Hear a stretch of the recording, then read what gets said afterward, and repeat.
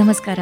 ನೀವು ಕೇಳ್ತಾ ಇದ್ದೀರಾ ನಿಮ್ಮ ಬೆಳಗಾವಿಯ ಮೊಟ್ಟ ಮೊದಲ ಸಮುದಾಯ ಬಾನುಲಿ ಕೇಂದ್ರ. ಇದು KLE ವೇಣುಧ್ವನಿ 90.4 FM. ನಮ್ಮ ನಾಡು, ನುಡಿ, ಸಂಸ್ಕೃತಿ ಹೀಗೆ ಪ್ರತಿಯೊಂದು ಕ್ಷೇತ್ರದಲ್ಲಿ ಸಾಧನೆ ಮಾಡಿದಂತಹ ಸಾಧಕರಿಗೆ ಇರುವಂತಹ ವೇದಿಕೆ ಇದು ಸಂಸ್ಕೃತಿ ಸಂಭ್ರಮ. ಎಂದಿನಂತೆ ಪ್ರೀತಿಯ ಸ್ವಾಗತವನ್ನ ಕೋರ್ತಾ ಇದ್ದೀನಿ. ನಾನು ಅನುಪಮಾ. ಸಾಹಿತ್ಯ, ಶಿಕ್ಷಣ ಮತ್ತು ಸಂಶೋಧನೆ ಈ ಮೂರು ಕ್ಷೇತ್ರಗಳಲ್ಲಿಯೂ ತಮ್ಮದೇ ಆದ ಛಾಪು ಮೂಡಿಸಿದಂತಹ ಬೆಳಗಾವಿಯ ಹಿರಿಯ ಸಾಹಿತಿಗಳು ಹಾಗೂ ಶಿಕ್ಷಕರಾದಂತಹ PG ಕೆಂಪಣ್ಣನವರ್ ಸರ್ ಅವರು ಇಂದು ನಮ್ಮೊಂದಿಗಿದ್ದಾರೆ. ಸರ್ ನಮಸ್ತೆ. ಕಾರ್ಯಕ್ರಮಕ್ಕೆ ನಮಸ್ತೆ ಮೇಡಮ್. ಆದರದ ಸ್ವಾಗತ ಸರ್. ಸರ್ ಮೊದಲಿಗೆ ತಮ್ಮ ಬಾಲ್ಯದ ದಿನಗಳಿಗೆ ಹೋಗೋಣ ಸರ್. ಬೆಳಗಾವಿಯ ಮಣ್ಣಿನಲ್ಲಿ ಬೆಳೆದಂತಹ ಆ ದಿನಗಳು, ಅಲ್ಲಿನ ನೆನಪುಗಳು ತಮ್ಮ ವ್ಯಕ್ತಿತ್ವವನ್ನ ಯಾವ ರೀತಿ ರೂಪಿಸ್ತು ಅಂತ ಆ ಘಟನೆಗಳನ್ನ ನಮ್ಮೊಂದಿಗೆ ಯಾವ ರೀತಿ ಹಂಚಿಕೊಳ್ತೀರಾ ಸರ್? ನಮ್ಮೂರು ಬೆಳಗಾವಿ ತಾಲೂಕಿನ ನೀರು ಭಾಳ ಹತ್ತಿರ ಇರುವಂಥ ಮುತ್ನಾಳ್ ಅಂತ ಒಂದು ಊರು. ಮುತ್ನಾಳ ಊರನ್ನೇ ಭಾಳ ವಿಶೇಷವಾದ ಮತ್ತು ಮಲೆನಾಡಿನ ಸೆರಗು, ಭತ್ತದ ಗದ್ದೆಗಳು, ಬಹಳಷ್ಟು ಸುಮಾರು ಮಳೆ ಅಂತೂ 3-4 ತಿಂಗಳು ಸತತವಾಗಿ ಮಳೆ ಬರ್ತಾ ಇತ್ತು. ಜೊತೆಗೆ ನಮ್ಮೂರೊಳಗೆ ಮೊದಲಿನಿಂದಲೂ ಕೂಡ ಕುಸ್ತಿ ಪ್ರೇಮಿಗಳು ಜಾಸ್ತಿ. ನಮ್ಮ ತಂದೆ ಹಿಡ್ಕೊಂಡು ನಮ್ಮೂರೊಳಗೆ ಇರುವಂಥ ಚಂಬಾ ಮುತ್ನಾಳ್ ಅಂತವರು ಭಾಳ ರಾಷ್ಟ್ರ ಮಟ್ಟದ ಒಬ್ಬ ದೊಡ್ಡ ಒಂದು ಕ್ರೀಡಾಪಟು, ಕುಸ್ತಿಪಟು. ಅವರಿಗೆಲ್ಲ ಆಗಿನ ಕಾಲಕ್ಕೇ ಕರ್ನಾಟಕ ಕೇಸರಿ, ಹಿಂದ್ ಕೇಸರಿ, ಮಹಾರಾಷ್ಟ್ರ ಕೇಸರಿ ಅನ್ನುವಂಥ ದೊಡ್ಡ ದೊಡ್ಡ ಒಂದು ಪ್ರಶಸ್ತಿಗಳು ಸಿಕ್ಕದ್ದು ಅವರು ನಮ್ಮ ಮನೆ ಪಕ್ಕದವರೇ. ಅದೇ ರೀತಿ ಒಳಗೆ ನಮ್ಮ ತಂದೆಯ ಒಬ್ಬ ಸಹಪಾಠಿಗಳಾಗಿರುವಂಥವರು ಗುಲ್ಬರ್ಗಾ ವಿಶ್ವವಿದ್ಯಾಲಯದ ಅಧ್ಯಾಪಕರಾಗಿದ್ದ ಡಾಕ್ಟರ್ ಮಲ್ಲಿಕಾರ್ಜುನ್ ಲಟ್ಟೆ ಅವರು ನಮ್ಮ ಮನೆ ಪಕ್ಕದಲ್ಲಿ ಇರೋದ್ರಿಂದ ಅವರ ಒಂದು ಸಾಹಿತ್ಯ, ಅವರ ಒಂದು ಕೃಷಿ, ಅವರ ಜಾನಪದ ಕ್ಷೇತ್ರಗಳು ಮಾಡಿದಂಥ ಸಾಧನೆಯನ್ನು ನಾವು ಬಾಲ್ಯದಿಂದ ನೋಡ್ಕೊಂಡು ಬರ್ತಾ ಇದ್ವಿ. ನಾವು ಕೂಡ ಹಾಗೆ ಆಗ್ಬೇಕಂತ ಕನಸನ್ನು ಕಾಣ್ತಾ ಇದ್ವಿ. ಅಷ್ಟೇ ಅಲ್ಲ, ನಮ್ಮೂರೊಳಗೆ ಜನಪದ ನಾಟಕಗಳು, ದೊಡ್ಡಾಟ, ಸಣ್ಣಾಟ, ಸಂಗ್ಯಾಬಾಳ್ಯ, ಪಾರಿಜಾತ ಇಂಥವೆಲ್ಲ ಬಹಳಷ್ಟು ನಿರಂತರವಾಗಿ ಅಲ್ಲಿ ನಡೀತಾ ಇರುವಂಥ ಒಂದು ಪ್ರಸಂಗಗಳನ್ನು ನಾವೆಲ್ಲ ನೋಡುವುದರ ಮೂಲಕ ಅವುಗಳನ್ನು ನೋಡಿ ಆ ಒಂದು ಟಿಪ್ಪಣಿಗಳು ಮಾಡುವಂಥ ಕೆಲಸ ನಮಗೆಲ್ಲ ಹಸ್ತಾ ಇರೋದ್ರಿಂದ ನಾವು ಕೂಡ ಓದಬೇಕು, ಬರಿಬೇಕು ಅನ್ನೋಂಥ ಒಂದು ವಿಚಾರ ನಮ್ಮ ಮನಸ್ಸೊಳಗೆ ಬಂದದ್ದನ್ನು ನಾವು ನೋಡ್ಕೊಳ್ಬೇಕು. ಅದೇ ರೀತಿ ಒಳಗೆ ನಮ್ಮ ಕಲಿಸುವಂತಹ ಸರ್ಕಾರಿ ಕನ್ನಡ ಶಾಲೆ ಒಳಗಿರುವಂಥ ಎಲ್ಲ ಶಿಕ್ಷಕರು ಕೂಡ ಕನ್ನಡದ ಬಗ್ಗೆ, ಸಾಹಿತ್ಯ ಬಗ್ಗೆ ಬಹಳಷ್ಟು ಒಲವಿದ್ದಂಥವರು ಇದ್ದರು. ಹೀಗಾಗಿ ಮೊದಲಿಂದಲೂ ಕೂಡ ನಮ್ಮ ಊರು ಒಂದು ಕಡೆ ಕೃಷಿ, ಇನ್ನೊಂದು ಕಡೆಗೆ ಸಾಹಿತ್ಯ, ಇನ್ನೊಂದು ಕಡೆಗೆ ಕ್ರೀಡೆ, ಈ ಎಲ್ಲಾ ನಿಟ್ಟಿನೊಳಗೆ ನಮ್ಮ ಊರು ಬಹಳ ನಮಗೆಲ್ಲ ಒಂದು ಪರಿಸರದೊಳಗೆ ನಾವು ಬೆಳೆಯುವಂತ ಅವಕಾಶ ಕೊಡ್ತು. ಅಷ್ಟೇ ಅಲ್ಲ, ನಮ್ಮೂರೊಳಗೆ ಯಾವುದು ಜಾತಿ, ಮತ, ಪಂಥ ಭೇದವಿಲ್ಲದೆ ಎಲ್ಲ ಜನ ಪ್ರೀತಿಯಿಂದ ಬದುಕುವಂತ ಒಂದು ಒಳ್ಳೆ ವಾತಾವರಣ ಇದ್ದದ್ದನ್ನು ನಾವು ಇವತ್ತೂ ಕೂಡ ನೆನೆಸಲಿಕ್ಕೆ ಬಹಳ ಸಂತೋಷ ಅನಿಸ್ತಿದೆ ಮೇಡಮ್. ಸರ್, ಈಗ ಸುಮಾರು 4 ದಶಕಗಳ ಕಾಲ ತಾವು ಅಧ್ಯಾಪನ ಕ್ಷೇತ್ರದಲ್ಲಿ ಸೇವೆಯನ್ನ ಸಲ್ಲಿಸ್ತೀರಾ. ತಮ್ಮ ಒಂದು ಶಿಕ್ಷಕ ಜೀವನದಲ್ಲಿ ವಿದ್ಯಾರ್ಥಿಗಳೊಂದಿಗೆ ಬೆಸೆದುಕೊಂಡಂತಹ ಅನೇಕ ನೆನಪುಗಳಿರಬಹುದು. ತಮ್ಮ ಮನಸ್ಸಿನಲ್ಲಿ ಸದಾ ಉಳಿದಂತಹ ಯಾವುದಾದ್ರೂ ಘಟನೆನ ನಮ್ಮ ಜೊತೆಗೆ ಹಂಚ್ಕೊಳ್ಬಹುದಾ ಸರ್? ಅಧ್ಯಾಪಕ ವೃತ್ತಿ ಅಂದರೆ ಬಹಳಷ್ಟು ನನ್ನ ದೃಷ್ಟಿ ಒಳಗೆ ಬಹಳ ಒಂದು ಪೂಜ್ಯನೀಯವಾಗಿರುವಂಥ ಒಂದು ಕಾರ್ಯ. ಅದು ಕೇವಲ ಹೊಟ್ಟೆಪಾಡಿಗೆ ಮಾಡುವಂಥ ಕೆಲಸ ಅಲ್ಲ, ಮನಸಾಕ್ಷಿಯಾಗಿ ವೃತ್ತಿ ಆತ್ಮಸಾಕ್ಷಿಯಾಗಿ ಮಾಡುವಂಥ ಒಂದು ಅತಿ ಪವಿತ್ರ ಕೆಲಸ ಅನ್ನೋದನ್ನು ನನ್ನ ಜೊತೆಗೆ ಅನೇಕ ಜನ ದೊಡ್ಡ ದೊಡ್ಡ ಸಾಹಿತಿಗಳು ಬಲ್ಲವರು. ಹೀಗಾಗಿ ನನ್ನ ಇಡೀ ಒಂದು ಸೇವೆಯೊಳಗೆ ನಾನು ಬಹಳಷ್ಟು ಜನ ವಿದ್ಯಾರ್ಥಿಗಳ ಜೊತೆಗೆ ನಂಟನ್ನು ಇಟ್ಕೊಂಡು ಬಂದಂಥವ್ನು. ಈಗಲೂ ಕೂಡ ಯಾರು ಪ್ರತಿಭಾವಂತರಿದ್ದಾರೆ, ಅವರು ಯಾರೇ ಇರಲಿ, ಅವರಲ್ಲಿರುವಂಥ ಪ್ರತಿಭೆಯನ್ನು ಗುರುತಿಸಿ ಆ ಪ್ರತಿಭೆಗೆ ನೀರೇರಿಯುವಂಥ ಕೆಲಸ ನಾನು ಮೊದಲಿಂದಲೂ ಕೂಡ ಮಾಡಿದ್ದೆ.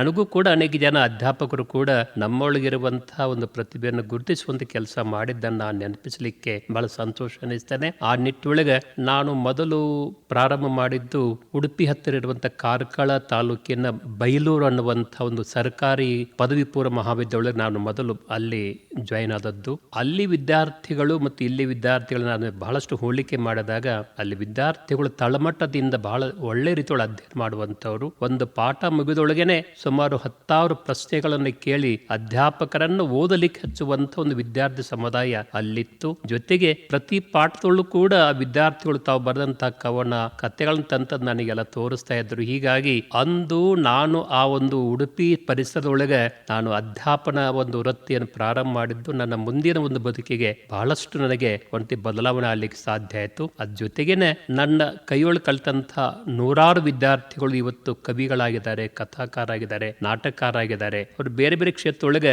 ಬೆಳೀತಾ ಇರ್ತಾರೆ. ಇವತ್ತು ಕೂಡ ದಿನಾಲು ನನ್ನ ಜೊತೆ ಸಂಪರ್ಕ ಇಟ್ಟುಕೊಂಡು ತಾವು ಬರೆದಂತ ಅನೇಕ ಒಂದು ಕೃತಿಗಳನ್ನ ತಂದು ತೋರಿಸ್ತಾರೆ. ಸರ್ ಹಾಗಿದೆ, ತಾವೆಲ್ಲ ನೋಡ್ಬೇಕನ್ನುವಂತ ಮುನ್ನುಡಿ ಬರೆಸಲಿಕ್ಕೆ ಕೊಡ್ತಾರೆ. ಹೀಗಾಗಿ ಆ ವಿದ್ಯಾರ್ಥಿಗಳಲ್ಲಿರುವಂತಹ ಪ್ರತಿಭೆಯನ್ನು ಕಂಡು ಬಹಳ ಸಂತೋಷ ಅನಿಸ್ತದೆ. ಅಂತ ಅನೇಕ ಒಂದು ವಿದ್ಯಾರ್ಥಿಗಳಲ್ಲಿ ನಾನು ಬಹಳಷ್ಟು ಗುರುತಿಸುವಂತ ಕೆಲವೊಂದು ವಿದ್ಯಾರ್ಥಿಗಳನ್ನ ಇವತ್ತು ನೆನಪಿಸಿಕೊಳ್ಳಿಕ್ಕೆ ಸಂತೋಷ ಅನಿಸ್ತದೆ. ಇವತ್ತು ವಿಜಯಪುರ ಒಳಗೆ ಶ್ರೀಶೈಲ್ ಮುರಾಳ್ ಅಂತ ತಿಳ್ಕೊಂಡು ನನ್ನ ವಿದ್ಯಾರ್ಥಿ, ಇವತ್ತು ಆತ ಇನ್ಸ್ಪೆಕ್ಟರ್ ಆಗಿ ಕೆಲಸ ಮಾಡ್ತಾನೆ. ಇವತ್ತು ಕೂಡ ಆತ ಬರಿತಾ ಇರ್ತಾನೆ, ತೋರಿಸ್ತಾ ಹೋಗ್ತಾ ಇರ್ತಾನೆ, ಮನೆಗೆ ಬರ್ತಾನೆ, ತಾನು ಬರೆದಂಥ ಅನೇಕ ಒಂದು ಕವಿತೆಗಳನ್ನು ಕೂಡ ನನಗೆ ಓದಿಸ್ಲಿಕ್ಕೆ, ತಾನು ಮುನ್ನುಡಿ ಬರೆಸಲಿಕ್ಕೆ ಕೊಡುವಂಥ ಒಂದು ಸಂದರ್ಭ ಕಂಡಾಗ ಬಹಳ ಸಂತೋಷ ಅನಿಸ್ತದೆ. ಅದೇ ರೀತಿ ಒಳಗೆ ಈ ಬೆಳಗಾವಿ RL ಲಾ ಕಾಲೇಜ್ ಒಳಗೆ ಅನೇಕ ಜನ ವಿದ್ಯಾರ್ಥಿಗಳು ಅವರಿಗೆ ಕನ್ನಡ ಬಾರದಿದ್ರು ಕೂಡ ನಾನು ಅವರಿಗೆ ಕನ್ನಡ ಕಲಿಸುವಂಥದ್ದು, ಕನ್ನಡ ಬಗ್ಗೆ ಆಸಕ್ತಿ ಬೆಳೆಸುವಂತ ಕೆಲಸ ನಾನು ನಿರಂತರ ಮಾಡ್ತಾ ಇರ್ತೇನೆ. ಅದರೊಳಗೆ ಒಬ್ಬಳು ಸಹನಾ ವಾಲಿ ಅನ್ನುವಂಥ ವಿದ್ಯಾರ್ಥಿನಿ ಅವಳು ಖಾನಾಪುರದ ದಿನಾಲು ನಮ್ಮ ಕಾಲೇಜ್ ಬರ್ತಾಳೆ.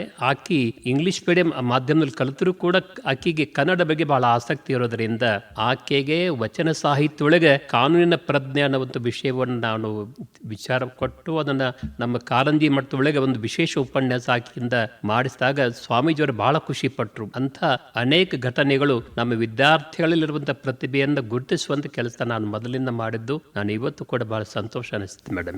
ಸರ್, ಈಗ ಒಬ್ಬ ಉತ್ತಮ ಶಿಕ್ಷಕ ಅಂದ್ರೆ ಕೇವಲ ಪಾಠ ಮಾತ್ರ ಹೇಳೋನಾಗಿರದೆ ವಿದ್ಯಾರ್ಥಿಗಳ ಬದುಕಿಗೆ ಒಂದು ದಾರಿ ದೀಪವಾಗಬೇಕು ಅನ್ನೋದೊಂದು ಮಾತಿದೆ. ತಮ್ಮ ದೃಷ್ಟಿಯಲ್ಲಿ ಆದರ್ಶ ಶಿಕ್ಷಕ ಅಂದ್ರೆ ಪ್ರಮುಖ ಗುಣ ಯಾವುದು? ಅದು ಬಹಳ ಒಂದು ಒಳ್ಳೆ ವಿಚಾರ ತಾವು ಹೇಳ್ತಾ ಇರೋದು. ಒಬ್ಬ ಶಿಕ್ಷಕ ಒಂದು ರೀತಿಯಿಂದ ಇಡೀ ಸಮಾಜದ ಒಂದು ಬದಲಾವಣೆಗೆ ಆತನೇ ಮೂಲ ಕಾರಣ. ಆ ನಿಟ್ಟೊಳಗೆ ಶಿಕ್ಷಕ ವೃತ್ತಿನೇ ಬಹಳ ಒಂದು ಪೂಜ್ಯ ಒಂದು ಸ್ಥಾನ ಅನ್ನೋದನ್ನು ನಾವು ಅರ್ಥ ಮಾಡಿಕೊಂಡು ಒಬ್ಬ ಆದರ್ಶ ಶಿಕ್ಷಕನಾಗಿರುವಂಥವನು ಮೊದಲು ಆತ ನಡೆ ಮತ್ತು ನುಡಿಯಲ್ಲಿ ಆತ ಒಂದು ಏಕೀಭಾವನ ಸಾಧಿಸಬೇಕಾಗಿರುವಂಥ ಅತ್ಯಂತ ಪರಮ ಅನ್ನೋದನ್ನು ನಾವೆಲ್ಲ ಅರ್ಥ ಮಾಡ್ಕೊಳ್ಬೇಕು. ಯಾಕಂದ್ರೆ ಎಸ್ಪೆಷಲಿ ಪ್ರಾಥಮಿಕ, ಪ್ರೌಢ ಮತ್ತು PU ವರ್ಗದೊಳಗೆ ವಿದ್ಯಾರ್ಥಿಗಳು ಅಧ್ಯಾಪಕರನ್ನ ಬಹಳ ಸೂಕ್ಷ್ಮವಾಗಿ ಅವಲೋಕನ ಮಾಡ್ತಿರ್ತಾರೆ. ಶಿಕ್ಷಕರು ಎಂಥ ಒಂದು ಬಟ್ಟೆ ಹಾಕೊಳ್ತಾರೆ, ಅವ್ರು ಯಾವ ಒಂದು ಹವ್ಯಾಸಗಳಿದಾವೆ, ಎಲ್ಲಿ ಹೋಗ್ತಾರೆ, ಯಾರ ಜೊತೆಗಿರ್ತಾರೆ, ಅವನ್ನೆಲ್ಲ ಅಬ್ಸರ್ವ್ ಮಾಡ್ತಾ ಇರೋದ್ರಿಂದ ನಾವು ಹೋಗುವಂಥ ದಾರಿ, ನಾವು ಓದುವಂಥ ಒಂದು ಪಠ್ಯಗಳಾಗಲಿ, ನಾವು ನಡೆಯುವಂಥ ಒಂದು ದಿಶೆ ಪ್ರತಿಯೊಬ್ಬ ವಿದ್ಯಾರ್ಥಿಗಳ ಒಂದು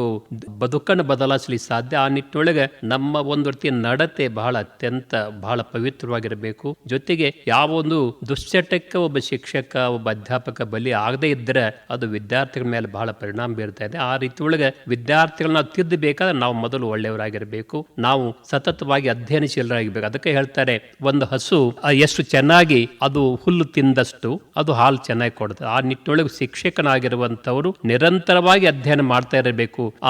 ಯಾವುದೇ ರೀತಿ ಪೂರ್ವ ಸಿದ್ಧತೆ ಇಲ್ಲದೆ ಹೋದ್ರೆ ಆ ಪಾಠಕ್ಕೆ ಹೋಗದೇ ಇರುವುದು ಬಹಳ ಒಳ್ಳೆಯದು. ಪೂರ್ವ ಸಿದ್ಧತೆ ಮಾಡಿಕೊಂಡು ಒಂದು ವಿಷಯಕ್ಕೆ ಪೂರಕವಾಗಿರುವಂತಹ ಅನೇಕ ಗ್ರಂಥಗಳನ್ನು ಓದಿಕೊಂಡು ಟಿಪ್ಪಣಿ ಮಾಡಿಕೊಂಡು ವಿದ್ಯಾರ್ಥಿಗಳ ಮನಮುಟ್ಟುವಂತಹ ನಿಟ್ಟಿನೊಳಗೆ ಅವರಿಗೆ ಭಾಷಾ ಒಂದು ಕೌಶಲ್ಯ ಬೆಳೆಸುವಂತಹದ್ದು, ಜೊತೆಗೆ ಒಂದು ಪಾಠದ ಜೊತೆಗೆ ಸುತ್ತಲೊಂದು ಸಂಸ್ಕೃತಿ, ಇತಿಹಾಸ, ಅಲ್ಲಿರುವಂತಹ ಪ್ರಸಿದ್ಧ ವ್ಯಕ್ತಿಗಳು, ಅವರಿನ ಒಂದು ಗ್ರಾಮನಾಮಗಳು ಹೇಗೆ ಬಂದು ಅನ್ನುವಂಥ ಎಲ್ಲ ವಿಷಯಗಳನ್ನ ವಿದ್ಯಾರ್ಥಿಗಳು ತಿಳಿಸಿದಾಗ ವಿದ್ಯಾರ್ಥಿಗಳ ಒಂದು ಬೌದ್ಧಿಕ ವಿಕಾಸ ಆಗಲಿಕ್ಕೆ ಸಾಧ್ಯತೆ. ಆ ನಿಟ್ಟಿನೊಳಗೆ ಶಿಕ್ಷಕರಾಗಿರುವಂತವರು ಸತತವಾಗಿ ಅಧ್ಯಯನಶೀಲರಾಗಿರ್ಬೇಕು. ಅಷ್ಟೇ ಅಲ್ಲ, ಅವರು ಇಡೀ ಒಂದು ಪರಿಸರದೊಳಗೆ ಆ ವಿದ್ಯಾರ್ಥಿಗಳನ್ನ ಅಳವಡಿಸಿಕೊಂಡು ವಿದ್ಯಾರ್ಥಿಗಳ ಒಂದು ಮನೋವಿಕಾಸಕ್ಕೆ ಅವರು ಕಾರಣೀಕರ್ತರಾಗಬೇಕು. ಅವರಲ್ಲಿ ಇರುವಂತಹ ದುಶ್ಚಟಗಳನ್ನ ಮೊದಲು ನಾಶ ಮಾಡಲಿಕ್ಕೆ ಶಿಕ್ಷಕರು ಬಹಳ ದೊಡ್ಡ ಜವಾಬ್ದಾರಿ ವಹಿಸಿಕೊಳ್ಬೇಕಂತ ಅತ್ಯಂತ ಅವಶ್ಯ ಅನ್ನೋದನ್ನು ನಾನು ನನ್ನ ಅಧ್ಯಾಪನ ಕ್ಷೇತ್ರ ನಾನು ಪ್ರಯತ್ನ ಮಾಡ್ಕೋತಾ ಬಂದೇನೆ ಮೇಡಮ್. ಸರ್, ಈಗ ತಾವು ಕಂಡಂತೆ ಈಗಿನ ಯುವ ಪೀಳಿಗೆಯಲ್ಲಿ ವಿದ್ಯಾರ್ಥಿಗಳಲ್ಲಿ ಓದು, ಅಭ್ಯಾಸ ಮತ್ತೆ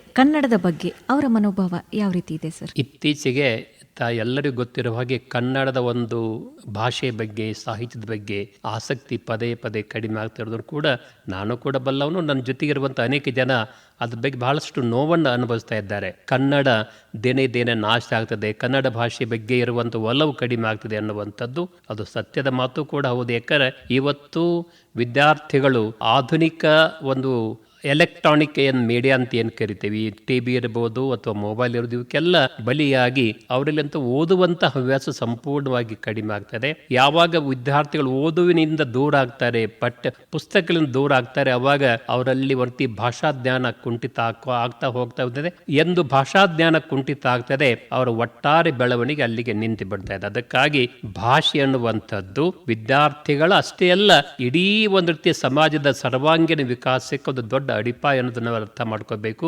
ಯಾವ ವಿದ್ಯಾರ್ಥಿ ಭಾಷೆಯನ್ನು ಚೆನ್ನಾಗಿ ಕಲಿತಾನೆ, ಆತ ಮುಂದಿನ ಕ್ಷೇತ್ರದೊಳಗೆ ಯಾವುದೇ ಅಲ್ಲಿ ಒಂದು ವೈದ್ಯಕೀಯ ಇರಬಹುದು ಅಥವಾ ತಾಂತ್ರಿಕ ಶಿಕ್ಷಣ ಇರಬಹುದು, ಯಾವುದೇ ಕ್ಷೇತ್ರದೊಳಗೆ ಕೂಡ ಆತ ಮುಂದುವರ್ಲಿಕ್ಕೆ ಸಾಧ್ಯ. ಆ ನಿಟ್ಟಿನೊಳಗೆ ಇವತ್ತು ತಾವು ಹೇಳಿದ ಹಾಗೆ ವಿದ್ಯಾರ್ಥಿಗಳಲ್ಲಿ ಓದುಕುವೆ ಚಟ ಜೊತೆಗೆ ಬರವಣಿಗೆ ಅವರಲ್ಲಿ ಸಹಜ ಕೃಷಿ ಮಾಡುವಂತ ಒಂದು ಬುದ್ಧಿ ಕಡಿಮೆ ಆಗ್ತಾ ಇರುವಂತಹದ್ದು ಕೂಡ ನಾವೆಲ್ಲ ಅದನ್ನ ಅನಿವಾರ್ಯವಾಗಿ ಒಪ್ಕೊಳ್ಳೇಬೇಕಾಗಿದೆ. ಆದರೆ ಇವತ್ತು ರೇಡಿಯೋಗಳಾಗಲಿ ಅಥವಾ ದೂರದರ್ಶನ ಆಗಲಿ, ಪತ್ರಿಕೆ ಪತ್ರಿಕೆಗಳ ಮೂಲಕ ಅನೇಕ ವಿದ್ಯಾರ್ಥಿಗಳಿರುವಂತೆ ಏನು ಆಂತರಿಕ ಪ್ರತಿಭೆಗಳಿಗೆ ಅವರಿಗೆಲ್ಲ ಅವಕಾಶ ಕೊಡ್ತಾ ಇದ್ದಾರೆ. ನಾವು ನಿರಾಶೆ ಆಗುವಂತದ್ದು ಏನು ಅವಶ್ಯ ಇಲ್ಲ. ಒಳ್ಳೊಳ್ಳೆ ಜನ ವಿದ್ಯಾರ್ಥಿಗಳಿದ್ದಾರೆ.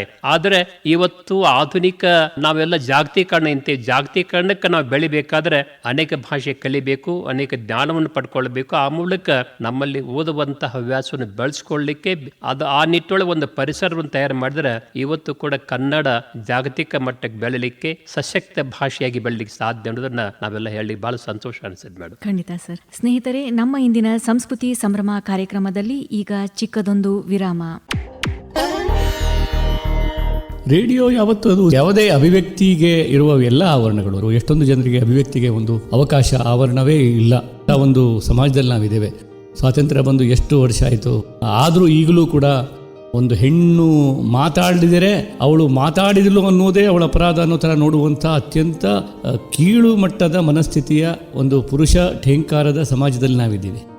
ಅಂದರೆ ಈ ಸಿಟಿಯಲ್ಲಿ ಎಜುಕೇಷನ್ ಆದದ್ದು ಅವ್ರದ್ದು ಬಿಡಿ, ಆದರೆ ನೀವು ಇಂಟೀರಿಯರ್ಸ್ ಹೋದರೆ ಇನ್ನೂ ಕೂಡ ಎಂಥ ಒಂದು ಅಸಮಾನತೆಯಲ್ಲಿ ಒಂದು ಹೆಣ್ಣನ್ನು ಕೇವಲ ಒಂದು ತೊತ್ತಿನ ಒಂದು ವಸ್ತುವಾಗಿ, ದಾಸಿಯಂತೆ, ಒಂದು ಕೆಲಸಕ್ಕೆ ಉಪಯೋಗಿಸಿಕೊಳ್ಳುವ ವಸ್ತುವಂತೆ ನೋಡುವಂಥ ಒಂದು ದೃಷ್ಟಿಕೋನ ಇರುವಂಥ ಪರಿಪಾಠ ಇನ್ನೂ ಇದ್ದಾಗ ಇಂಥ ಅಭಿವ್ಯಕ್ತಿ ವೇದಿಕೆಗಳು ಜಾಸ್ತಿ ಆಗಬೇಕು. ಅದರ ಮೂಲಕ ನಾವು ಸಮಾನತೆಯ ಒಂದು ಮೌಲ್ಯವನ್ನು ವಿಸ್ತರಿಸಿ ಹೇಳಬೇಕು. ಅದಕ್ಕಾಗಿ ಈ ಒಂದು ವೇಣು ಧ್ವನಿ ಮೂಲಕ ನೀವು ಈ ಬೆಳಗಾವಿಯ ಸೀಮೆಯಲ್ಲಿ ಒಂದು ಅಭಿವ್ಯಕ್ತಿಗೆ ಒಂದು ಅವಕಾಶ ಕಲ್ಪಿಸಿಕೊಟ್ಟಿರೋದು ಬಹಳ ಮಹತ್ವದ ವಿಷಯ. ಏನಾಗಿದೆ ಅಂದರೆ ಬಹಿರಂಗವಾಗಿ ಮಾತಾಡೋದು ಬಹಳ ಮುಖ್ಯ, ಅದನ್ನು ಹಂಚ್ಕೊಳ್ಳೋದು ಮುಖ್ಯ. ಈಗ ಟೆಕ್ನಾಲಜಿ ಬಂದುಬಿಟ್ಟಿದೆ, ಎಲ್ಲ ಮೊಬೈಲಲ್ಲಿ SMS ಮಾಡ್ತಾರೆ, ಮೊಬೈಲಲ್ಲಿ ಏನೋ ಮಾಡ್ತಾರೆ, ಅದು ಬೇರೆ. ಅದು ಅಲ್ಲಲ್ಲಿ ಗುಸುಗುಸು ಆದಂಗೆ ಅದಲ್ಲ. ಇದು ಒಂದು ಮುಕ್ತವಾಗಿ ಎಲ್ಲರೆದುರಿಗೆ ಅಂತರಂಗ ಬಹಿರಂಗ ಬೇರೆ ಆಗದಂಥ ಒಂದು ಆವರಣ ಇದು ರೇಡಿಯೋ ಅನ್ನೋದು. ಹೀಗಾಗಿ ರೇಡಿಯೋ ಬಹಳ ಮಹತ್ವದ್ದು. ರೇಡಿಯೋದಿಂದನೇ ನಮ್ಮ ಇಡೀ ಒಂದು ಕಾಲದಲ್ಲಿ ಗಾಂಧೀಜಿಯವರ ಮಾತುಗಳನ್ನು ರೇಡಿಯೋದಲ್ಲಿ ಕೇಳಿ, ಊರಿನ ಚೌಕಗಳಲ್ಲಿ ಯಾರ್ದೋ ಒಬ್ಬರ ಮನೆಯಲ್ಲಿ ರೇಡಿಯೋ ಇತ್ತು, ಆ ರೇಡಿಯೋ ಸುತ್ತ ನೂರಾರು ಜನ ಕೇಳಿ ಮಾಡಿ ಇಡೀ ದೇಶಕ್ಕೆ ಒಂದು ಸ್ವಾತಂತ್ರ್ಯ ಆಂದೋಲನದ ಜಾಗೃತಿ ಮೂಡಿಸಿತ್ತು ಒಂದು ಕಾಲದಲ್ಲಿ. ಮತ್ತು ನಮ್ಮ ನಾಡಿನ ಎಲ್ಲ ಮಹತ್ವದ ಗಾಯಕರು ಮೊದಲು ಹಾಡಿದ್ದು ರೇಡಿಯೋದಲ್ಲಿ. ಯಾರೇ ಇರಲಿ, ಅವರು ಎಲ್ಲಿಂದ ಮಲ್ಲಿಕಾರ್ಜುನ್ ಮನ್ಸೂರ್ ಇರ್ಬೋದು, ಆಮೀರ್ ಖಾನ್ ಸಾಹೇಬರು ಇರ್ಬೋದು, ಬಿಸ್ಮಿಲ್ಲಾ ಖಾನ್ ಇರ್ಬೋದು, ಎಲ್ಲರ ನಿಜವಾದ ಧ್ವನಿ ನಾವು ಕೇಳಿದ್ದು ರೇಡಿಯೋದಲ್ಲಿ. ಹೀಗಾಗಿ ರೇಡಿಯೋ ಅನ್ನೋದು ಪ್ರತಿಯೊಬ್ಬನನ್ನು ಏಕಕಾಲಕ್ಕೆ ತಲುಪುವ, ಬಡವ ಬಲ್ಲಿದ ಎನ್ನುವ ಭೇದ ಮಾಡದೆ, ನೀವೇ ಹೇಳ್ದಂಗೆ ಯಾವ ಲಿಂಗ ಭೇದ, ಜಾತಿ ಭೇದ, ಧರ್ಮ ಭೇದ ಮಾಡದೆ ಎಲ್ಲರನ್ನು ಡೆಮೊಕ್ರೆಟಿಕ್ ಆಗಿ ತಲುಪುವಂಥ ಒಂದು ಮಾಧ್ಯಮ. ಹೀಗಾಗಿ ರೇಡಿಯೋದ ಸಾಧ್ಯತೆಗಳು ಬಹಳ ಬಲವಾದದ್ದು. ಆದರೆ ಅದನ್ನು ಬಳಕೆ ಕೂಡ ಅಷ್ಟೇ ಜವಾಬ್ದಾರಿಯಿಂದ ಮಾಡಬೇಕು. ರೇಡಿಯೋ ಇದೆ ಅಂದ್ಕೊಂಡು ನಾವು ನಮಗೆ ಬೇಕಾದ ವಿಚಾರ ಪ್ರಣಾಳಿಕೆಗಳನ್ನು ಮಾತ್ರ ಬಿತ್ತರಿಸೋದಕ್ಕೆ ಅದನ್ನು ಬಳಸ್ಕೊಂಡ್ರೆ, ಕೆಲವು ರಾಜಕೀಯ ಪ್ರಣಾಳಿಕೆಗಳಿಗಾಗಿ ಮಾತ್ರ ಅದನ್ನು ಬಳಸ್ಕೊಂಡ್ಬಿಟ್ರೆ ಅದು ಅದರ ದುರ್ಬಳಕೆ ಆಗಿಬಿಡುತ್ತದೆ. ಸಮಾನತೆ, ಸಮತೆ ಮತ್ತು ಪ್ರಜಾಪ್ರಭುತ್ವದಲ್ಲಿ ಪ್ರಜೆಯ ಹಕ್ಕು ಬಾಧ್ಯತೆ, ಇದಕ್ಕಾಗಿ ಒಂದು ಆವರಣವನ್ನು ಸೃಷ್ಟಿಸುವುದು ರೇಡಿಯೋದ ಕೆಲಸ. KLE ಕ್ಯಾನ್ಸರ್ ಹಾಸ್ಪಿಟಲ್ ಬೆಳಗಾವಿ ಪ್ರಪ್ರಥಮ ಬಾರಿಗೆ ಉತ್ತರ ಕರ್ನಾಟಕದ ಬೆಳಗಾವಿಯಲ್ಲಿ ಅತ್ಯಂತ ಅನುಭವಿ ಹಾಗೂ ನುರಿತ ವೈದ್ಯರ ತಂಡ, ಅತ್ಯಾಧುನಿಕ ಮತ್ತು ಸುಸಜ್ಜಿತ ಯಂತ್ರೋಪಕರಣಗಳೊಂದಿಗೆ. KLE cancer hospital, KLE's doctor Prabhakar Kore hospital and MRC ಹಿಂಭಾಗದಲ್ಲಿ, ನೆಹರು ನಗರ್, ಬೆಳಗಾವಿ. ಆರೋಗ್ಯಕ್ಕೆ ಹೊಸ ಜೀವ, ಕ್ಯಾನ್ಸರ್ ಪೀಡಿತರಿಗೆ ಆಶಾ ಕಿರಣವಾದ KLE ಕ್ಯಾನ್ಸರ್ ಹಾಸ್ಪಿಟಲ್ ಬೆಳಗಾವಿ. ಮೂಲ ಸೌಲಭ್ಯಗಳು: KLE ಕ್ಯಾನ್ಸರ್ ಹಾಸ್ಪಿಟಲ್ ಬೆಳಗಾವಿಯಲ್ಲಿ ಸ್ತನ ಕ್ಯಾನ್ಸರ್, ರಕ್ತ ಕ್ಯಾನ್ಸರ್, ಅನ್ನನಾಳ ಕ್ಯಾನ್ಸರ್, ಶ್ವಾಸಕೋಶ ಕ್ಯಾನ್ಸರ್ ಮತ್ತು ಎಲ್ಲಾ ತರಹದ ಕ್ಯಾನ್ಸರ್ ರೋಗಕ್ಕೆ ಅತ್ಯಾಧುನಿಕ ರೋಬೋಟಿಕ್ ಶಸ್ತ್ರಚಿಕಿತ್ಸೆ. BMT ಅತಿ ಶೀಘ್ರದಲ್ಲಿ ಪ್ರಾರಂಭವಾಗಲಿದೆ. ಕೀಮೋಥೆರಪಿ ಮತ್ತು ರೇಡಿಯೋಥೆರಪಿ ಲಭ್ಯವಿದೆ. ವಿಳಾಸ: KLE cancer hospital, KLE's doctor Prabhakar Kore hospital ಮತ್ತು MRC ಹಿಂಭಾಗದಲ್ಲಿ, ನೆಹರು ನಗರ, ಬೆಳಗಾವಿ. ಹೆಚ್ಚಿನ ಮಾಹಿತಿಗಾಗಿ ಸಂಪರ್ಕಿಸಿ. ದೂರವಾಣಿ ಸಂಖ್ಯೆ 0831252500 ಮತ್ತು 247377. ಮೊಬೈಲ್ ಸಂಖ್ಯೆ 6360712326 or just dial 1099. ಇಂದೇ ಭೇಟಿ ನೀಡಿ KLE ಕ್ಯಾನ್ಸರ್ ಹಾಸ್ಪಿಟಲ್ ಬೆಳಗಾವಿ. ಧ್ವನಿ ಧ್ವನಿ ಇದು ನಮ್ಮ ಧ್ವನಿ, KLE ಕನಸು ನನಸದ ವೇಣು ಧ್ವನಿ, ವೇಣು ಧ್ವನಿ. ವಿರಾಮದ ನಂತರ ಮತ್ತೆ ಪ್ರೀತಿಯ ಸ್ವಾಗತ. ನೀವು ಕೇಳ್ತಾ ಇದ್ದೀರಾ, ಇದು KLE ವೇಣು ಧ್ವನಿ 90.4 FM. ನಮ್ಮ ಇಂದಿನ ಸಂಸ್ಕೃತಿ ಸಂಭ್ರಮ ಕಾರ್ಯಕ್ರಮದಲ್ಲಿ ನಮ್ಮೊಂದಿಗಿದ್ದಾರೆ ಬೆಳಗಾವಿಯ ಹಿರಿಯ ಸಾಹಿತಿಗಳು ಹಾಗೂ ಶಿಕ್ಷಕರಾದಂತಹ PG ಕೆಂಪಣ್ಣನವರ್ ಸರ್ ಅವರು. ಸರ್, ಇನ್ನು ತಮ್ಮ ಒಂದು ಸಾಹಿತ್ಯದೊಂದಿಗೆ ತಮ್ಮ ಬದುಕಿನ ನಂಟು ಯಾವಾಗಿನಿಂದ ಶುರುವಾಯಿತು ಸರ್? ನಾನು 1975 ಹಿರೇಬಾಗೇವಾಡಿಯೊಳಗೆ ನನ್ನ ಒಂದು ಪ್ರೌಢಶಾಲಾ ಶಿಕ್ಷಣ ಮುಗಿಸಿಕೊಂಡು 70ರಿಂದ 80ರವರೆಗೆ ನಾನು ಬೆಳಗಾವಿ ಲಿಂಗರಾಜ ಕಾಲದೊಳಗೆ ನಾನು ಅಧ್ಯಯನ ಕೈಗೊಂಡಂಥ ಅವಧಿ ಇದೆಲ್ಲ ನನ್ನ ಒಂದು ಬಹುಶಃ ನನ್ನ ಬದುಕಿನಿಗೆ ಒಂದು ಹೊಸ ದಿಕ್ಕನ್ನು ತೋರಿಸಂಥ ಅವಧಿ. ಆಗಲೇ ನಾವು ಪ್ರಾಥಮಿಕ ಶಾಲೆಯೊಳಗೆ ಕಲಿಯುವಾಗಲೂ ಕೂಡ ನಮ್ಮ ಊರೊಳಗೆ ಮುತ್ನಾಳಂಥ ಗ್ರಾಮದೊಳಗೆ ಅನೇಕ ಜನ ಶಿಕ್ಷಕರು ನಮ್ಮೊಳಗೆ ಓದೋ ಹವ್ಯಾಸವನ್ನು ಬೆಳೆಸ್ತಾ ಇದ್ದರು. ಎನ್.ಆರ್. ಕುಲಕರ್ಣಿ ಅಂತ ತಿಳ್ಕೊಂಡು ಒಬ್ಬ ಗುರುಗಳು ಬಹಳ ಚೆನ್ನಾಗಿ ನಮಗೆಲ್ಲ ಓದುವಂಥ ಬರೆಯುವಂಥ ಒಂದು ಚಟವನ್ನು ಬೆಳೆಸಿದ್ರು. ಆಮೇಲೆ ನಾವು ಹೈಸ್ಕೂಲ್ ಬಂದಾಗ ಅಲ್ಲಿರುವಂಥ ಶ್ರೀಶೈಲ್ ಕಳಸದ ಅನ್ನುವಂಥ ಗುರುಗಳು ಹಿಂದಿ ಪಾಠ ಮಾಡ್ತಿದ್ರು ಕೂಡ ಅವರು ಕನ್ನಡದೊಳಗೆ ಒಂದು ಒಳ್ಳೆ ಕೃಷಿಯನ್ನು ಮಾಡಿದಂಥ ಒಂದು ಪ್ರತಿಭಾವಂತ ಶಿಕ್ಷಕರಾಗಿದ್ದರು. ಜೊತೆಗೆ ಸಿ.ಡಿ. ಎಲ್ಲಿಗಾರ ಅನ್ನುವಂಥ ಗುರುಗಳು ಕೂಡ ಒಳ್ಳೆ ಕವಿಯಾಗಿದ್ದರು. ಜೊತೆಗೆ ನಮ್ಮ ಮುಖ್ಯಾಧ್ಯಾಪಕರಾಗಿರುವಂತಹ ಗುರುಗಳು S.D. ಮೋಟಿಗೆ ಅನ್ನುವಂಥವರು, ಅವರು ಸ್ವತಃ ನಾಟಕಗಾರರು, ಕವಿಗಳಾಗಿರೋದ್ರಿಂದ ಆ 3 ವರ್ಷದ ಅವಧಿಯೊಳಗೆ ನಾನು ಆ ಕನ್ನಡದ ಬಗ್ಗೆ, ಒಂದು ಬರವಣಿಗೆ ಬಗ್ಗೆ ಅಥವಾ ಸಾಹಿತ್ಯ ಕೃಷಿ ಬಗ್ಗೆ ನನ್ನಲ್ಲಿ ಒಲವು ಮೂಡಲಿಕ್ಕೆ ಅದು ಸಾಧ್ಯ ಆಯಿತು. ಆ ನಂತರ ಬೆಳಗಾವಿ ಬಂದ ಮೇಲಂತೂ ನಮ್ಮ ಲಿಂಗರಾಜ್ ಕಾಲೇಜು ಒಂದು ಒಳ್ಳೆ ಪರಿಸರವನ್ನು ನಮಗೆಲ್ಲ ಕೊಟ್ಟಂಥದ್ದು. ಇಡೀ ಒಂದು ರೀತಿಯ ಗಡಿ ಭಾಗದೊಳಗೆ ಕನ್ನಡವನ್ನು ಕಟ್ಟಿ ಬೆಳೆಸಲಿಕ್ಕೆ KLE ಸಂಸ್ಥೆ ಅನ್ನೋದು ದೊಡ್ಡ ಅಸ್ಥಿಭಾರ ಹಾಕಿದೆ. ಅಂತ KLE ಸಂಸ್ಥೆಯ ಅತ್ಯಂತ ಶ್ರೇಷ್ಠ ಕಾಲೇಜು ನಾವು ಓದುವಂಥದ್ದು ನಮಗೆ ಸಿಕ್ಕದ್ದು ಕೂಡ ನಮ್ಮ ಭಾಗ್ಯ ಅನ್ನೋದನ್ನು ನಾನು ನೆನಪಿಸಿಕೊಂಡು ಅಲ್ಲಿ ಅಧ್ಯಾಪನ ಮಾಡ್ತಿರುವಂತಹ ಡಾಕ್ಟರ್ ಲೋಕೂರ್ ಅವರು, H.G. ಲೋಕೂರ್ ಅವರು, ಡಾಕ್ಟರ್ ಶಿವಾನಂದ ಮೂಲಿಮಣಿಯವರು, ಪ್ರೊಫೆಸರ್ ಹರದಗಟ್ಟಿ ಅವರು, ಇಂಥವರೆಲ್ಲ ನಮ್ಮೊಳಗೆ ಭಾಷಾಜ್ಞಾನ ಬೆಳೆಯಲಿಕ್ಕೆ, ಸಾಹಿತ್ಯ ಕೃಷಿಯನ್ನು ನಾವು ಮುಂದುವರಿಸಲಿಕ್ಕೆ, ನಮ್ಮೊಳಗಿರೋ ನಾವು ಬರೆದಂಥ ಎಲ್ಲ ಏನು ಒಂದು ಕವಿತೆ ಇರಬಹುದು, ಒಂದು ಯಾವುದೇ ಒಂದು ಲೇಖನ ಇರಬಹುದು, ಓದಿ ಅದಕ್ಕೆ ತಿದ್ದಿ ತೀಡಿ ನಾವು ಹೇಗೆ ಬರಿಬೇಕು ಅನ್ನುವಂಥ ಒಂದು ವಿಷಯವನ್ನು ಚೆನ್ನಾಗಿ ಮಡದಟ್ಟು ಮಾಡಿದಂಥ ಒಂದು ಪರಿಸರ ಬಹುಶಃ ನನ್ನ ಒಂದು ಮುಂದಿನ ಬೆಳವಣಿಗೆಗೆ ಬಹಳ ಒಳ್ಳೆ ಕೆಲಸ ಮಾಡಿತು. ಆ ನಂತರ 1980ಕ್ಕೆ ನಾವೆಲ್ಲ ಧಾರವಾಡ ಕರ್ನಾಟಕ ವಿಶ್ವವಿದ್ಯಾಲಯದೊಳಗೆ ಕನ್ನಡ ಅಧ್ಯಯನ ಪೀಠಕ್ಕೆ ಹೋದ್ಮೇಲಂತೂ ಅಲ್ಲಿ ಎಲ್ಲ ಘಟಾನುಘಟಿಗಳು ಡಾಕ್ಟರ್ ಕಲಬುರ್ಗಿ ಅಂತವರು, ಸೋಂಕಾಪುರ್ ಸರ್ ಅಂತವರು, R.C. ಹಿರೇಮಠ್ ಅಂತವರು, ಇವರೆಲ್ಲರೂ ಕೂಡ ನಮ್ಮೊಳಗೆ ಇರುವಂತಹ ಒಂದು ಪ್ರತಿಭೆಯನ್ನು ಗುರುತಿಸುವಂತ ಕೆಲಸ ಮಾಡೋದ್ರ ಮೂಲಕ ಒಂದು ರೀತಿ ಕನ್ನಡದ ಒಂದು ಕೃಷಿಗೆ ಅಸ್ಥಿಭಾರ ಹಾಕಿದ್ದಾರೆ ಅಂತ ತಿಳ್ಕೊಂಡು ಹೇಳಲಿಕ್ಕೆ ಬಹಳ ಸಂತೋಷ ಅನಿಸ್ತದೆ. ಸರ್, ಈಗ ಹಾರೈಕೆ ಕವನ ಸಂಕಲನದಿಂದ ಆರಂಭವಾದಂತಹ ತಮ್ಮ ಒಂದು ಸಾಹಿತ್ಯದ ಪಯಣ ಇಂದು ಅನೇಕ ಕೃತಿಗಳವರೆಗೆ ಬಂದದು ನಿಂತಿದೆ. ಹಿಂತಿರುಗಿ ನೋಡಿದಾಗ ಆ ಮೊದಲ ಪುಸ್ತಕದ ನೆನಪು ಹೇಗಾಗುತ್ತೆ ಸರ್? ನಾನು ಚಿಕ್ಕೋಡಿಯೊಳಗೆ ಇದ್ದಂಥ ಅವಧಿಯೊಳಗೆ ಅಲ್ಲಿ ಪ್ರೊಫೆಸರ್ ಶಿವಲಿಂಗ್ ಹಂಜಿ ಅಂತ ತಿಳ್ಕೊಂಡು ಅವರು ಕನ್ನಡ ಅಧ್ಯಾಪಕರಾಗಿದ್ದಂಥವರು, ಅವರ ನಂಟು ಜೊತೆಗೆ ಅಲ್ಲಿರುವಂಥ ನಮ್ಮ ಡಾಕ್ಟರ್ ದಯಾನಂದ್ ನೂಲಿ ಅಂಥವರು, ಅವರೆಲ್ಲ ನಾವು ಒಂದು ಬಳಗ ಕಟ್ಕೊಂಡು ಸಿರಿಗನ್ನಡ ಬಳಗ ಅನ್ನುವಂಥ ಒಂದು ಬಳಗ ಕಟ್ಕೊಂಡು ಕನ್ನಡ ಕೆಲಸ ಮಾಡ್ತಿರುವಂಥ ಅವಧಿಯೊಳಗೆ ನಾನು ಆಗಾಗ ಬರೆದಂಥ ಅನೇಕ ಒಂದು ಕವಿತೆಗಳನ್ನು ಅವರೆಲ್ಲ ನೋಡಿ ಬೆನ್ನು ತಟ್ಟಿ, ಜೊತೆಗೆ ರಾಯಬಾದೊಳಗೆ ಪ್ರೊಫೆಸರ್ ಭಾಸ್ಕರ್ ಪತ್ತಾರ್ ಅಂತಿದ್ದರು, ಜ್ಯೋತಿ ಹೊಸೂರ್ ಅಂಥವರು, ಅವರೆಲ್ಲ ಅದಕ್ಕೆ ಮುನ್ನೋಡಿ ಬೆನ್ನೋಡಿ ತಿದ್ದಿ ತೀಡಿ ಆ ರೀತಿ ಜಾನಪದೀಯ ಶೈಲಿ ಒಳಗೆ ಬರೆದಂಥ ಕವನಗಳನ್ನು ಮೊದಲ ಸಲ ಅವರೆಲ್ಲ ಪ್ರಕಟ ಮಾಡುವಂಥ ಕೆಲಸ ಮಾಡಿದರು. ಆ ನಿಟ್ಟೊಳಗೆ ಹಂಜಿಯವರು ಮತ್ತು ಡಾಕ್ಟರ್ ದಯಾನಂದ್ ನೂಲಿ ಅವರು ಅದಕ್ಕೆ ಒಂದು ಪ್ರೋತ್ಸಾಹ ಕೊಡೋದ್ರ ಮೂಲಕ ಆ ಮೊದಲ ಹಾರೈಕೆ ಅನ್ನುವಂಥ ಕವನ ಸಂಕಲನ ನಾನು ಪ್ರಕಟ ಮಾಡ್ಲಿಕ್ಕೆ ಬಹಳ ನನಗೆ ಸಂತೋಷ ಆಗಿತ್ತು ಮೇಡಮ್. ಸರ್, ಈಗ ತಮ್ಮ ಒಂದು ಸಾಹಿತ್ಯದಲ್ಲಿ ಕವನ ಇದೆ, ಕತೆ ಇದೆ, ಜೀವನ ಚರಿತ್ರೆ ಇದೆ, ವಿಮರ್ಶೆ ಇದೆ, ಅನುವಾದ ಇದೆ, ಹೀಗೆ ಹಲವು ಪ್ರಕಾರಗಳನ್ನ ನಾವು ಕಾಣ್ತಾ ಹೋಗ್ತೀವಿ. ಒಬ್ಬ ಲೇಖಕರಾಗಿ ಇಷ್ಟೆಲ್ಲ ವೈವಿಧ್ಯತೆಗಳನ್ನ ಉಳಿಸ್ಕೊಳ್ಳೋದು ಎಷ್ಟು ಒಂದು ಸವಾಲಿನ ಪ್ರಶ್ನೆ ಆಗುತ್ತೆ ಸರ್? ಒಬ್ಬ ಒಂದು ಅಧ್ಯಾಪಕರಾಗಿರುವಂಥವ್ರಂತಕ್ಕೂ ದಿನಾಲು ಪಾಠ ಮಾಡ್ತಿರ್ಬೇಕಾದ್ರೆ ಅನೇಕ ಒಂದು ವಿಷಯಗಳನ್ನು ನಾವೆಲ್ಲ ಅಲ್ಲಿ ಅಧ್ಯಯನ ಮಾಡಿ ಜೊತೆಗೆ ಪಾಠ ಮಾಡುವ ಸಂದರ್ಭದೊಳಗೆ ಹೊಸ ನಮ್ಮ ಸಾಹಿತ್ಯ ಕಾಲ ಕಾಲಕ್ಕೆ ತನ್ನ ಪ್ರಕಾರಗಳು ಬದಲು ಮಾಡ್ಕೋತ ಬಂದದ್ದು ನಾವು ನೋಡ್ಕೊಳ್ತೇವೆ. ಹಳಗನ್ನಡ ಹಿಡ್ಕೊಂಡು ಆಮೇಲೆ ವಚನ ಸಾಹಿತ್ಯ, ಷಟ್ಪದಿಗಳು, ಮುಂದೆ ತ್ರಿಪದಿಗಳು ಬರ್ತಾವೆ, ನಮ್ಮಲ್ಲಿ ಅಳಗೆಲ್ಲ ಇರುವಂತಹದ್ದು ಕೀರ್ತನೆಗಳು ಬರ್ತಾವೆ, ಆಮೇಲೆ ನವ್ಯ ಕಾವ್ಯ, ನವೋದಯ ಕಾವ್ಯ, ಇವೆಲ್ಲ ಕಾಲ ಕಾಲಕ್ಕೆ ನಮ್ಮ ಸಾಹಿತ್ಯ ಪ್ರಕಾರ ಬದಲಾಗೋದ್ರ ಮೂಲಕ ನಾವು ಕೂಡ ಆ ಪರಿಸರಕ್ಕೆ ತಕ್ಕಂಥ ಸಾಂದರ್ಭಿಕವಾಗಿ ಕೆಲವೊಂದು ವೈಚಾರಿಕ ಪ್ರಜ್ಞೆಯನ್ನು ಬೆಳೆಸಿಕೊಂಡು ವೈಚಾರಿಕ ಲೇಖನ ಬರೆಯುವಂಥದ್ದು, ಜೊತೆಗೆ ಕೆಲವೊಂದು ಕಥೆಗಳನ್ನ ನಾವು ಬರೆಯುವಂಥದ್ದು, ಕವಿತೆಗಳನ್ನ ಬರೆಯುವಂಥದ್ದು, ಜೊತೆಗೆ ಸಂಶೋಧನಾ ಲೇಖನ ಬರೆಯುವಂಥ ಒಂದು ಪ್ರಸಂಗಗಳನ್ನ ನಾವು ಚೆನ್ನಾಗಿ ಬಳಸಿಕೊಂಡು, ಯಾಕಂದ್ರೆ ಎಷ್ಟೋ ಜನ ನಮಗೆ ಬರೀಲಿಕ್ಕೆ ಹಸ್ತಾ ಇದ್ರು, ಇಲ್ಲ ಈ ವಿಷಯ ಬಗ್ಗೆ ನೀವೆಲ್ಲ ಚೆನ್ನಾಗಿ ಓದಿ ಚೆನ್ನಾಗಿ ಬರಿಬೇಕಂತ ತಿಳ್ಕೊಂಡು, ಹೀಗಾಗಿ ಆ ಅನೇಕ ಜನ ನಮ್ಮ ಆತ್ಮೀಯರು ನಮ್ಮನ್ನ ಬೆನ್ನು ತಟ್ಟಿ ಬರೆಸ್ಲಿಕ್ಕೆ ಹಚ್ಚೋದ್ರ ಮೂಲಕ ನಾವು ಸುಮಾರು ಇಲ್ಲಿವರೆಗೆ 70-80 ಸಂಶೋಧನಾ ಲೇಖನಗಳನ್ನ ನಾವು ಬರೆಯುವಂಥದ್ದು. ಅದು ನಮ್ಮ ಬೆಳಗಾವಿ ಜಿಲ್ಲೆ ಒಂದು ಸ್ಥಳನಾಮ ಪರಿಣಾಮಗಳ ಬಗ್ಗೆ ಇರಬಹುದು, ಇತಿಹಾಸ ಬಗ್ಗೆ ಇರಬಹುದು, ಸಂಸ್ಕೃತಿ ಬಗ್ಗೆ ಇರಬಹುದು, ಗಡಿನಾಡಿನ ಭಾಷೆಯ ಬಗ್ಗೆ ಇರಬಹುದು, ಗಡಿನಾಡಿನ ಭಾಷೆಯೊಳಗಿರುವಂತಹ ಸತ್ವದ ಬಗ್ಗೆ ಇರಬಹುದು. ಈ ಭಾಗದ ಅನೇಕ ಜನ ಕಾದಂಬರಿಕಾರರ, ಕಥೆಗಾರರ ಒಂದು ರೀತಿ ಇರುವಂತಹ ಜಾನಪದ ಅಂಶಗಳ ಬಗ್ಗೆ ಇರಬಹುದು, ಇಲ್ಲಿರುವಂತಹ ಅನೇಕ ಷಟ್ಪದಿ ಕವಿಗಳ ಒಂದು ಪರಿಚಯ ಮಾಡುವಂತ ಕೆಲಸ ಇರಬಹುದು. ಆ ನಿಟ್ಟಿನೊಳಗೆ ಸಾಂದರ್ಭಿಕವಾಗಿ ಬಂದಂತಹ ಒಂದು ಪ್ರಸಂಗನ ನಾನು ಚೆನ್ನಾಗಿ ಬಳಸಿಕೊಂಡು ಅವನ್ನೆಲ್ಲ ಸಂಶೋಧನಾ ಲೇಖನ ಬರೆಯುವಂತದ್ದು. ಜೊತೆಗೆ ನಮ್ಮೊಳಗಿರುವಂತ ಒಬ್ಬ ಕಥೆಕಾರ ಇರ್ತಾನೆ. ನಾವು ಕಂಡಂತಹ ಅನುಭವಗಳು, ಎಷ್ಟೋ ಕೇಳಿದಂತ ಅನುಭವಗಳು, ನೋಡಿದಂತ ಘಟನೆಗಳು ನಮ್ಮೊಳಗೆ ಒಂದು ಕಥೆಯನ್ನು ಬರೆಯುವಂತ ಒಂದು ರೀತಿಯ ಪ್ರಚೋದನೆ ಕೊಟ್ಟಾಗ ಆ ಕಥೆಗಳನ್ನ ಬರೆದು ಇಟ್ಟಂತ ಸಂದರ್ಭ.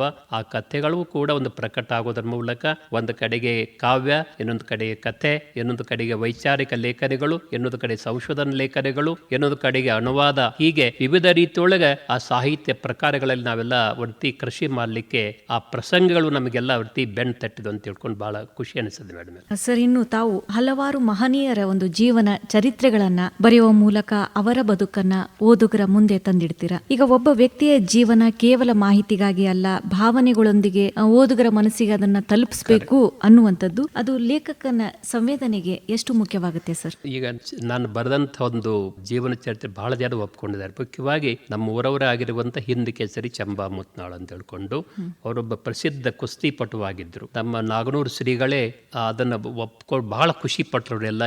ನೀವೆಲ್ಲ ಒಬ್ಬ ವ್ಯಕ್ತಿ ಬಗ್ಗೆ ಬರೆಯುವಾಗ ಎಷ್ಟೊಂದು ವೈವಿಧ್ಯಮಯ ಪರಿಸರವನ್ನು ತಂದ್ಬಿಡ್ತಾರಲ್ಲ ಅಂತ ಹೇಳ್ಕೊಂಡು ಅಲ್ಲಿ ನಾನು ಒಂದು ಕುಸ್ತಿ ಕಲೆ ಜಾಗತಿಕ ಮಟ್ಟದೊಳಗೆ ಯಾವ್ದಿಂದ ಬೆಳ್ಕೊಂಡ್ ಬಂತು, ಆ ಕುಸ್ತಿ ಕಲೆಯೊಳಗೆ ಏನೇನು ವಿವಿಧ ಪ್ರಕಾರಗಳಿದ್ದಾವೆ, ಪ್ರಸಿದ್ಧ ಕುಸ್ತಿಪಟುಗಳು ಜಾಗತಿಕ ಮಟ್ಟದೊಳಗೆ ಯಾರ್ಯಾರಿದ್ದಾರೆ, ಭಾರತದೊಳಗೆ ಯಾರಿದ್ರು, ಕುಸ್ತಿ ಹೇಗೆ ಬೆಳ್ಕೊಂಡ್ ಬಂತು, ಕರ್ನಾಟಕದೊಳಗೆ ಹೇಗೆ ಬರ್ಕೊಂಡ್ ಬಂತು, ಆ ಕುಸ್ತಿಪಟುಗಳು ಬಳಸುವಂತ ಆಹಾರ, ಡಾವುಗಳು, ಇವನ್ನೆಲ್ಲ ಒಂದು ಕಡೆ ಕಲೆಕ್ಟ್ ಮಾಡ್ಕೊಂಡು ಆಮೇಲೆ ಆ ವ್ಯಕ್ತಿಗಳ ಬಗ್ಗೆ ಬರೆಯುವಂಥದ್ದು ಕಂಡಾಗ ಬಹುಶಃ ಬರೀ ಒಂದು ವ್ಯಕ್ತಿ ಚರಿತ್ರೆ ಅದು ಜೊಳ್ಳ ಅಣಗ್ತದೆ, ಒಟ್ಟಿ ಓದುವಂಥವ್ರಿಗೆ ಅಷ್ಟು ಮಾರ್ಮಿಕ ಅನಿಸೋದಿಲ್ಲ. ಅದಕ್ಕಾಗಿ ಒಬ್ಬ ವ್ಯಕ್ತಿ ಬಗ್ಗೆ ನಾವು ಬರಿಬೇಕಾದ್ರೆ ಆತ ಬೆಳೆದಂಥ ಪರಿಸರ, ಆತ ಊರಿನ ಒಂದು ಪರಿಸರ, ತಂದೆ ತಾಯಿ ಪರಿಸರ, ಜೊತೆಗೆ ಆತ ಯಾವ ಕ್ಷೇತ್ರದೊಳಗೆ ಬೆಳೆದನಲ್ಲ ಆ ಕ್ಷೇತ್ರದ ಹಿನ್ನೆಲೆಯನ್ನ ನಾವು ಓದುಗರಿಗೆ ತಿಳಿಸಿದಾಗ ಅದು ಇನ್ನಷ್ಟು ಆ ಜನರಿಗೆ ಪ್ರಭಾವ ಆಗಲಿಕ್ಕೆ ಸಾಧ್ಯ ಅನ್ನೋದು ನಾನು ಸ್ವತಃ 4-5 ಜೀವನ ಚರಿತ್ರೆ ಬರೆಯುವಾಗ ನಾನು ಅದನ್ನು ಅನುಭವಿಸಿಕೊಂಡು ಎಷ್ಟೋ ಜನ ಈಗಾಗಲೇ ಬರೆದಂಥ ಒಂದು ಚರಿತ್ರೆಯನ್ನು ಕೂಡ ನಾನು ಓದಿಕೊಂಡಿದ್ದೆ. ಅದಕ್ಕೆ ಭಿನ್ನವಾಗಿ ಏನಾದರೂ ಕಟ್ಟಬೇಕನ್ನುವಂಥ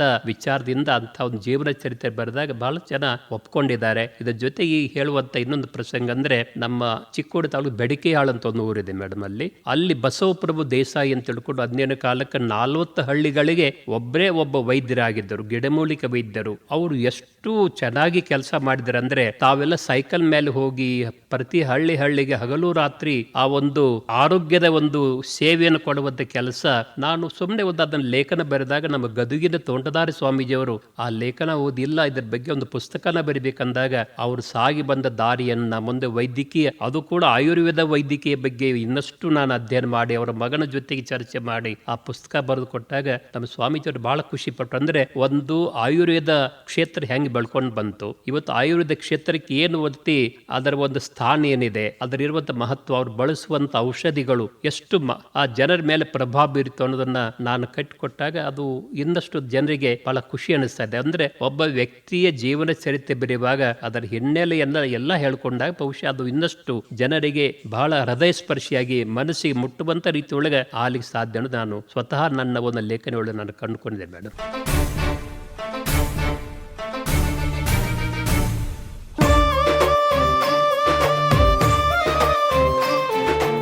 ಸ್ನೇಹಿತರೆ, ಇದಾಗಿತ್ತು ನಮ್ಮ ಇಂದಿನ ಸಂಸ್ಕೃತಿ ಸಂಭ್ರಮ ಕಾರ್ಯಕ್ರಮದಲ್ಲಿ ನಮ್ಮೊಂದಿಗಿದ್ದಂತಹ ಅತಿಥಿಗಳು ಬೆಳಗಾವಿಯ ಹಿರಿಯ ಸಾಹಿತಿಗಳು ಹಾಗೂ ಶಿಕ್ಷಕರಾದಂತಹ PG ಕೆಂಪಣ್ಣನವರವರು. ಕಾರ್ಯಕ್ರಮದ ಮುಂದುವರೆದ ಭಾಗವನ್ನ ಮುಂದಿನ ಸಂಚಿಕೆಯಲ್ಲಿ ಕೇಳ್ತೀರಾ ಅಂತ ಹೇಳ್ತಾ ಕಾರ್ಯಕ್ರಮವನ್ನ ಮುಗಿಸ್ತಾ ಇದ್ದೇವೆ. ಹೀಗೆ ಕೇಳ್ತಾ ಇರಿ ಪ್ರೀತಿಯಿಂದ. ಇದು KLE ವೇಣುಧ್ವನಿ 90.4 FM.